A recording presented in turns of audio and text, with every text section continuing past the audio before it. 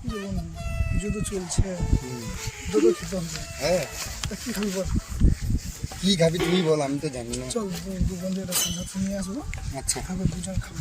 ঠিক আছে। এখন তোর কাছে কি বিড়ি আছে? कैसे कैसे लोग रहते हैं यार। বিড়ি বিড়ি আছে। আছিস?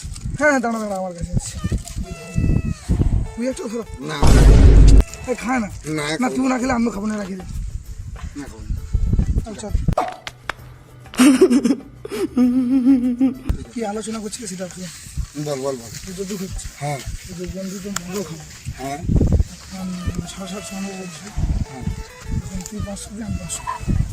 টাকা টাকা তো আমার কাছে নাই। फिर से आ गए रे बाबा, इधर जहर खाने का पैसा नहीं है तो जा रे जा। यार तू টাকা না হলে কি করে মদ খাবি বল?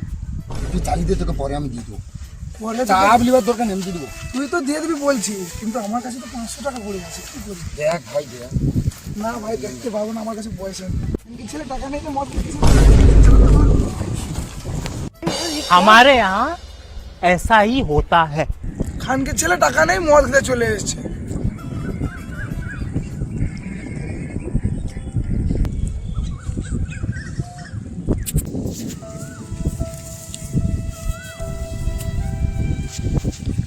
শালা আমার কাছে টাকা নেই বলে আমার বন্ধু আমাকে লাদ মেরে দিল।